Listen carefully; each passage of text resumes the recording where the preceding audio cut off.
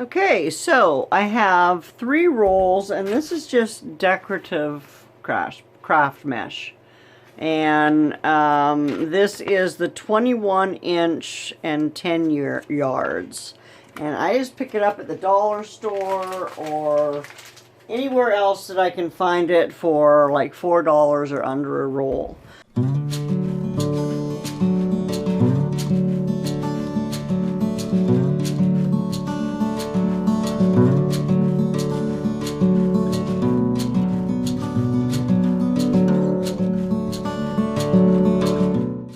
And a lot of people have a lot of trouble with the 21 inch rolls because most of the patterns that you find online for making wreaths are either with 10 inch or 6 inch or one of those. They're not very often made with this 21 inch deco mesh. So what I'm going to do is show you a couple of easy ways to use up this 21 inch deco mesh so that if you have some of it or it's what you're finding in your dollar store or that you're finding inexpensively. I actually got some at Rona's one year, and these nice big rolls, and they had them for, what was it, like $1.99 each or something? It was crazy. Anyway, what I'm going to do with the mesh here, and you can see I've got my cutting board under here. So what I'm going to do is I'm going to cut it to 10 inches. Some people like to cut it in half again after that, so then they have their 10-inch squares that they're used to. But let me tell you, the more you cut it, the more strings you get. Like you can see everywhere that there's an edge, there's strings, right? And they will fray like crazy. You can spray them with an acrylic protective spray, and that'll help somewhat. But what I'm going to do is I'm going to cut this at 10 inches all the way across. And I'm going to cut through my 3 layers all at the same time. And I'm going to get this all cut up, and I'll come back and show you what we do with it.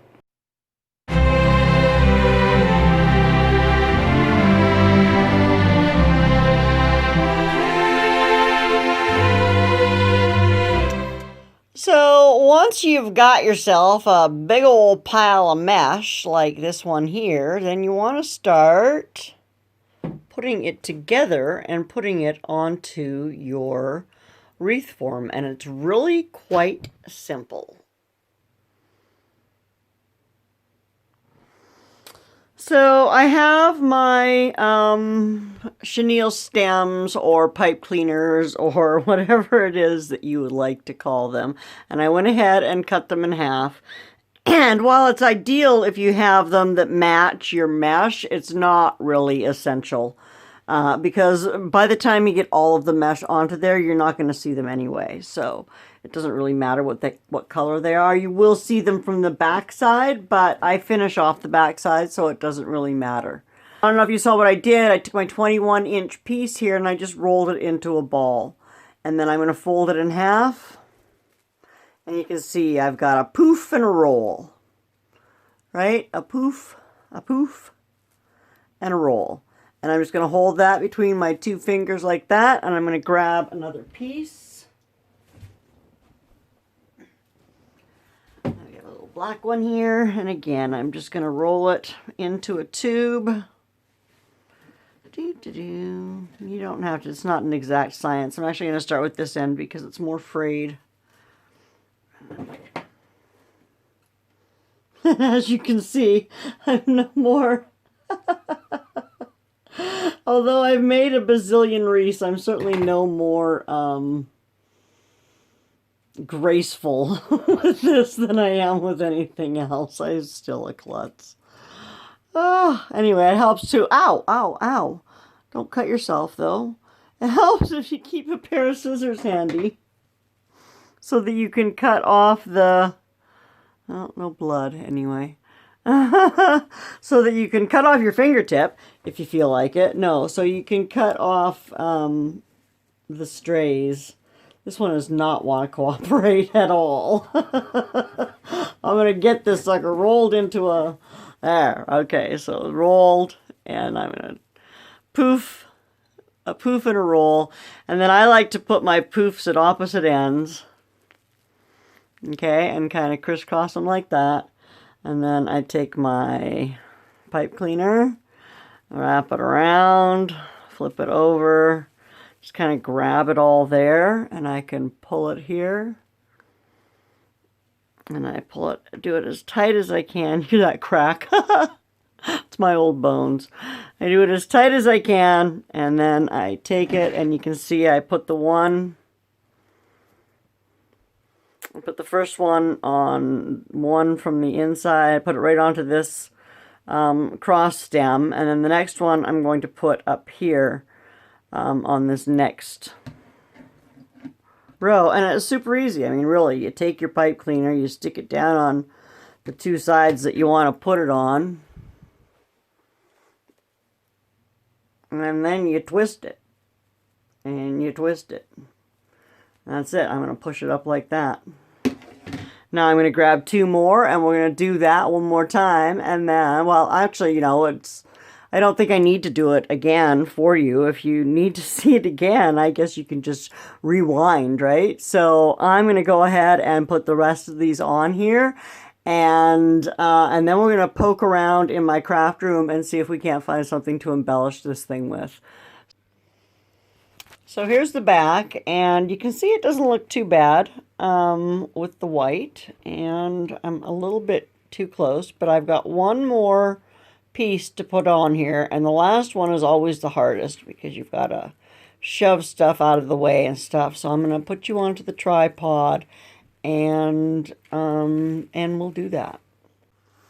Okay, so I have my poof, my double poof and a bow, and I am going to squeeze it with a paper, or with one of these things, a chenille stem or a pipe cleaner, whatever you want to call it. I'm going to flip it over. I'm going to find my spot. So what I've been doing here, let me see if I can show that to you, is I've been going back and forth between in the two middle rows, and I've got one on each T-post, one on each cross post, and then I have 5 in between each cross post. So, and, well, I'll have to get further back to show you how full this is. Well, but I'm going to flip it over here. You can see it. I've got you zoomed in so that we can see what's going on. Anyway, I'm going to split this across. Oh, let's see if I can. There we go. We're in camera. And I'm going to... my hand is in the way. Everything's in the way. Let's zoom out. It's a bit much. Anyway, I'm going to come in from underneath here, and I can see I've got this one on the bottom, or the second from the bottom, and then, so this one's going to go on here. I'm just going to pull that through on either side, and then I'm just going to twist. Twist and twist. And then I don't like to get stabbed with these things, so I always kind of bend them over. And then I will be putting a back onto it. Pop this out. You can see I've got some strands here. Anyway, let's take a look at that. So there is just the mesh that's done. And you can see that that has made it super full. It's probably, gosh, what is it? Probably, well, let's go from here. 5 inches thick, 5 or 6 even. And yeah, so now what I have to do is hunt up something to embellish it with. Either some bows or some ribbons and some kind of a focal point. So wish me luck. So I have this, and it's not very Christmassy, but it is Christmas time, and that's what wreaths are usually for. So I hunted in my craft collection, and I found some stuff that is a similar color. I don't have any red tulle. I kind of got out of making wreaths when I started painting. And I really didn't make very many last year. I mean, oh my gosh, I had so many wreaths. And I did sell a few at craft shows and stuff, but people, I guess, weren't buying that type of stuff very much. They all said they were, oh, so beautiful, but not very many. Well, and there were some that were super, super cute, and those did sell a little bit better. I have these white too. So I'm just going to stop talking and go to work here trying to figure out how to make this beautiful. I don't know what it is about this wreath, but it is taking me forever to get this sucker finished. So here's what I have. I've got these 3 different ribbons, and I'm putting them widest on the bottom. Oh, I guess I should be doing that for this camera, right? Widest on the bottom, and then here, and then here, and then smallest on the top. So what I'm going to do is I'm just going to pick a spot, and I'm going to shove this down in here, and I'm going to twist it over. And I have a little twisty tie here. And I'm just going to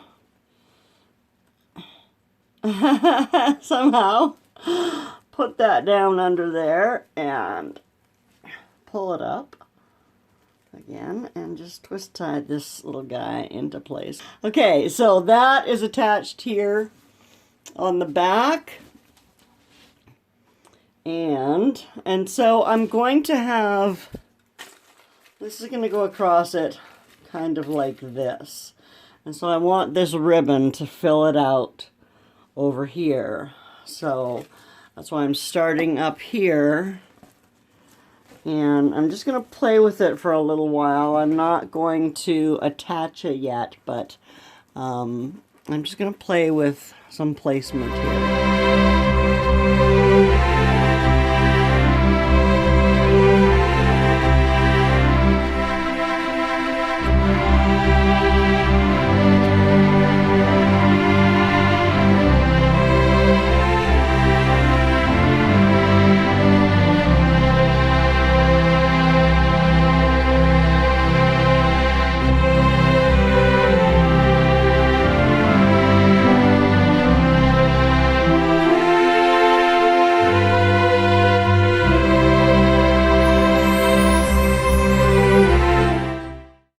I'm not sure when my camera cut out, but I know it cut out sometime while I was adding the embellishments.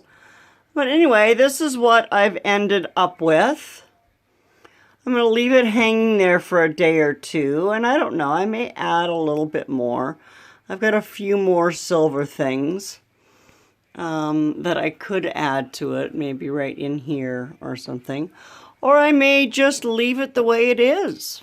I don't know, I kind of like it. Gonna probably go outside anyway. It's a little too black right here for Christmas.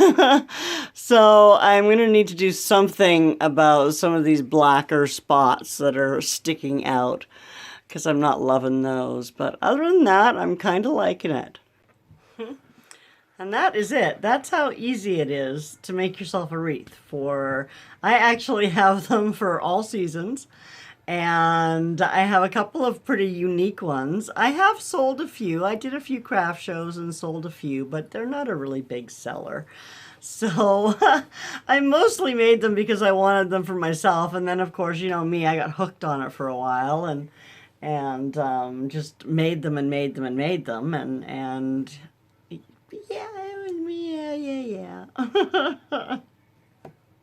So today's shout out is for Soraya Silvestri, artist, and she is another painting artist friend of mine, and she recently hit 1,000 subscribers and would love some watch time. If you happen to have a little bit of extra time to run over and watch her channel, you should do that. Run her playlist for a little while and make sure you tell her that Lori sent you. That would be great. I was watching one of my older videos the other day, and I discovered that I really say a lot. So I'm going to try to be more conscious of that and try to not do that. Oh my gosh, I spent quite a while cutting out the ums at the beginning of this video. Actually, there were a lot of them. Now I filmed the beginning of this video way back in April. And then I decided I couldn't be making Christmas wreaths in April, and I had to get out into the garden, and that's, I think, when my channel expanded and all that, and that wreath just kind of sat there waiting for embellishment until now. November is a good time to be making wreaths. Anyway, I've got a couple others to make, but I don't have any embellishment to match them. I have one that's going to be gold and black, and one that's going to be pink and purple, like fuchsia pink and royal purple.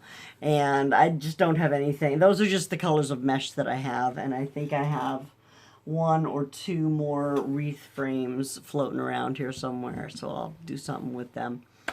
Anyway, thanks for watching. I hope you have a wonderful day and a wonderful week. I know it's been several days since I've been on helping a friend move and getting her all into her new place. That's super exciting because she really needed to move.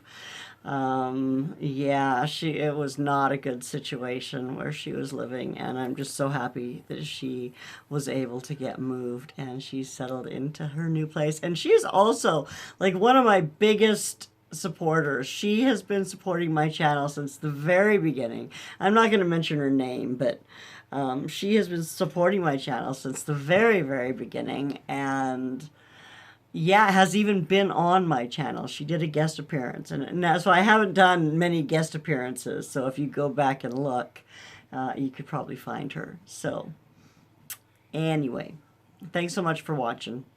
Have yourselves a fantastic day, and I hope that I will see you soon.